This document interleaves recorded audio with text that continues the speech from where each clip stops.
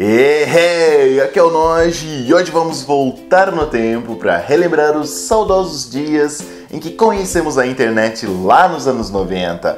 E para isso eu vou...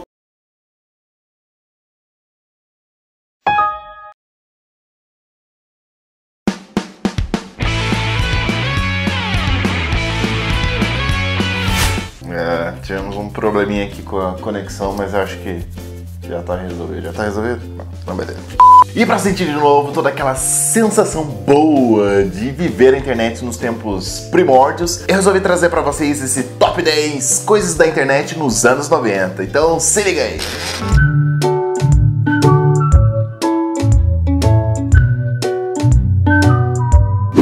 E não há como falar de internet sem falar no ritual sagrado que antecedia a diversão: a hora de conectar.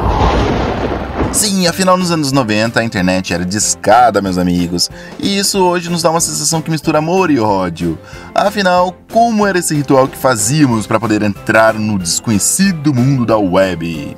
Esperar da meia-noite durante a semana e no outro dia ir pra escola que nem um zumbi. No sábado era só esperar depois das 2 da tarde ou no domingo era o dia todo, beleza. Pedir uma autorização pra sua mãe pra poder conectar, já que a linha telefônica iria ficar ocupada por um bom tempo. Com a autorização concedida, era hora de acessar aquele discador super bizarro do Windows. Sempre era um login e senha daqueles bem aleatórios, né? Mas depois surgiram os gloriosos discadores. Apesar de ter surgido como uma das maiores soluções para os nossos problemas, eles acabaram se tornando um dos maiores problemas para as nossas cabecinhas. A gente geralmente usava o discador do IG e depois de umas 10 falhas na conexão, finalmente dava certo. Uhul! Mas aí surgia a Sinfonia da Alegria, um hino dos sedentos por internet, um cântico milenar que jamais esqueceremos.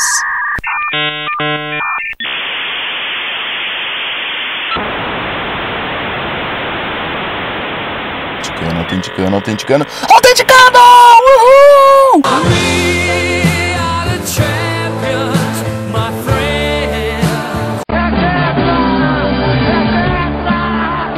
Só que é claro, a internet iria cair mais umas 20 vezes naquele dia. Só que do nada o discador parava de conectar. Aí era hora de recorrer aos concorrentes, um pior que o outro. O discador do Best me salvou muitas vezes. Tinha o da Telefônica também, que costumava funcionar uma vez por semana, mas o que já era muita coisa, né? Tinha também o discador da Oi e uns outros ainda mais bizarros que eu não cheguei nem a usar. Bom, mas depois de conectado, pra onde a gente ia? Você deve ter pensado no Google, talvez. Mas e se eu te disser que ele sequer existia? Nessa época a gente corria mesmo pro nosso querido KD. O buscador mais usado do Brasil naquela época tinha também um concorrente à altura, o Yahoo. Tinha aquela propagandinha bacana, né? Yahoo! Porém, a maioria das buscas nele retornava em inglês, então o KD era mesmo queridinho da galera. E o que a gente digitava no KD naquela época, hein? Músicas MP3 grátis. Avril Lavigne. Lfoot 98. Ironicamente, anos depois, o KD foi comprado pelo Yahoo. Acredite se quiser, mas nos anos 90 o Internet Explorer era o favorito da galera. Provavelmente porque também a gente não tinha muitas opções, ele vinha já com Windows, então tava tudo certo, né? Seria um reinado absoluto se não fosse a chegada do badass Netscape. Por volta de 1994, o Netscape surgiu nos Estados Unidos e um certo tempo depois chegou ao Brasil e bate de frente com o Internet Explorer, praticamente um browser war, tipo o Super Nintendo vs Mega Drive, saca? Depois de uma briga desleal contra a Microsoft, que já dominava o mercado, a Netscape decidiu dar início ao projeto Mozilla, sendo comprada então pela AOL, que lapidou este projeto e o transformou no que conhecemos hoje como Mozilla Firefox. Outra coisa que adorávamos pesquisar no KD era jogos online ou jogos grátis, né? Quase sempre essas palavras mágicas nos levavam aos mesmos sites. Um deles era o bacanudo Iguinho. Meu, eu passava horas, dias, meses, anos nesse site, era muito bom. Tinha uma porrada de jogos legais lá. Eu pegava bem também com os jogos do Zuzubalândia, você se lembra? Outro site muito famoso nesse estilo era o Fliperama. Esse também garantiu boas horas de diversão em Flash. Oh, beleza.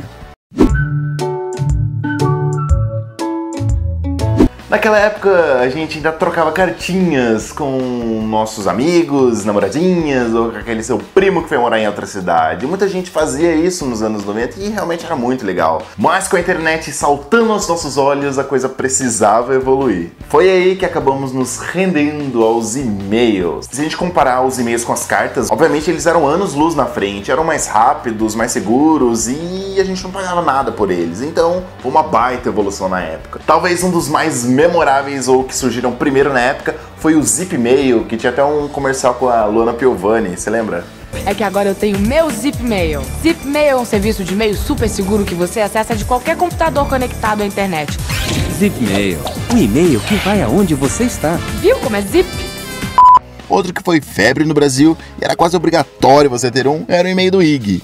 O problema é que o troço parece que atraía spam, né? Você criava uma conta no IG e no primeiro acesso já tinha umas 35 propagandas nele, né?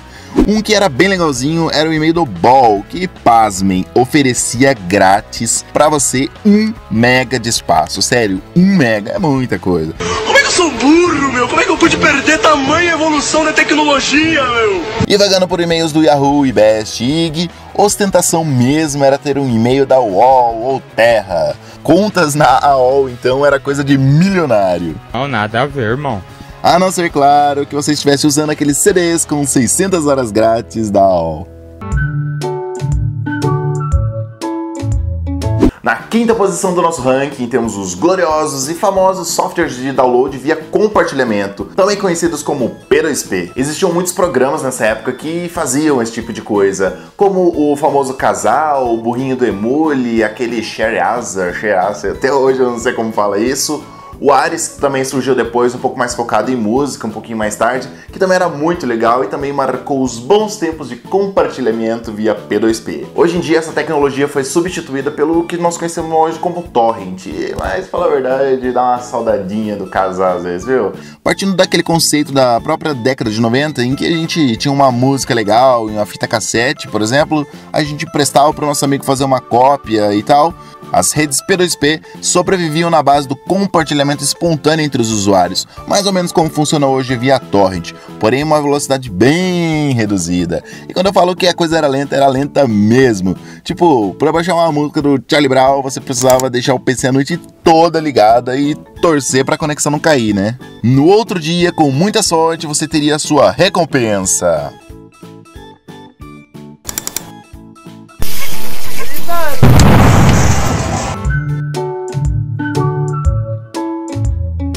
Numa década longínqua, onde Skype e WhatsApp sequer sonhavam existir, surgiu um software que seria capaz de unir simultaneamente pessoas do mundo todo, através de um chat. E foi então que em 1995 surgiu o esquisitão e igualmente revolucionário Mirk. Com um visual poluído e confuso, o Mirk surgiu para revolucionar e foi um sucesso no Brasil e no mundo inteiro. Oferecendo um chat simples, utilizando o protocolo IRC, ele realmente foi uma febre por aqui. Você escolheu seu nick, geralmente os mais cafonas possíveis, né?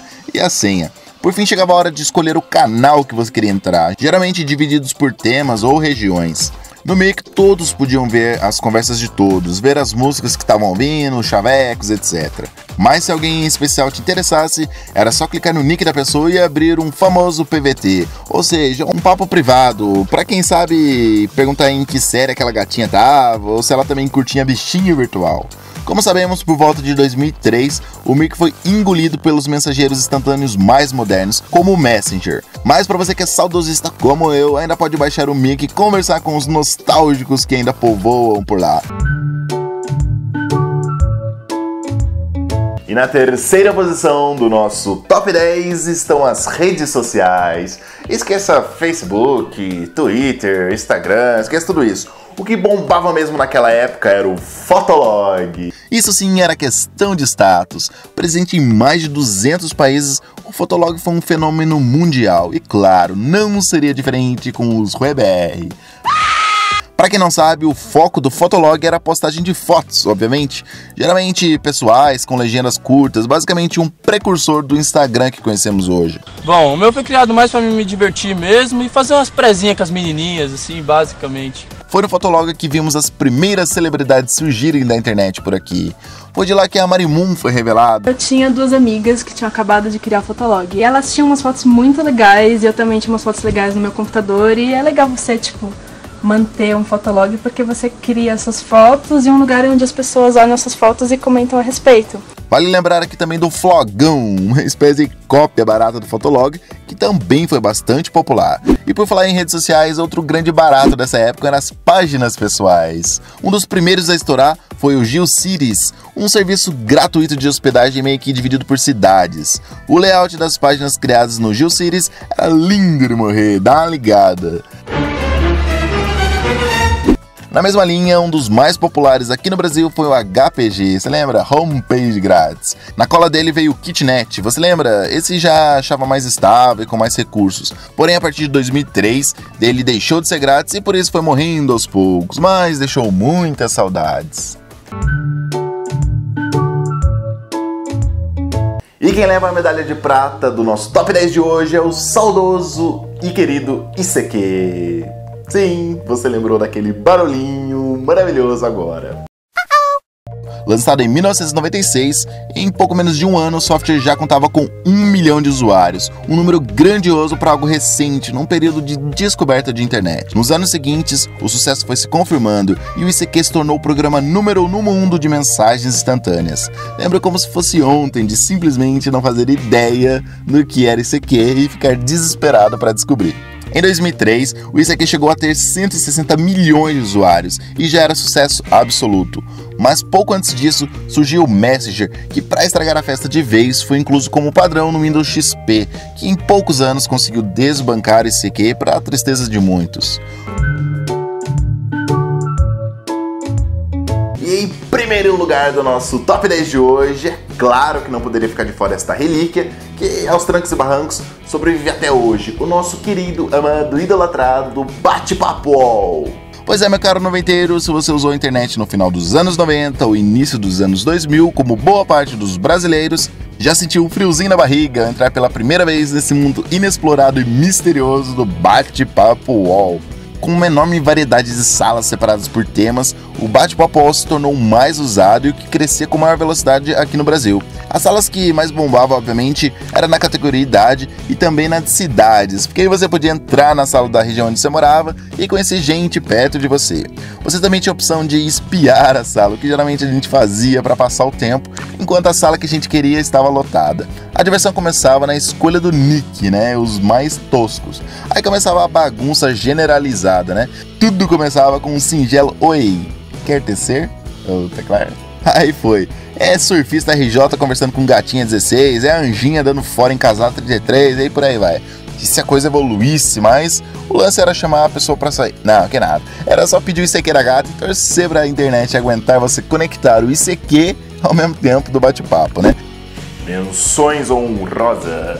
Eu não citei aqui o queridíssimo Orkut, ele foi lançado em 2004, mas ainda assim fica aqui a menção honrosa a essa rede social que também deixou muitas saudades e que vai nos fazer tentar contar para os nossos netos daqui a uns anos o perigo de aceitar um depoimento escrito "não aceita" e a glória de passar anos da sua vida tentando lotar um perfil de amigos só para poder criar um outro novo.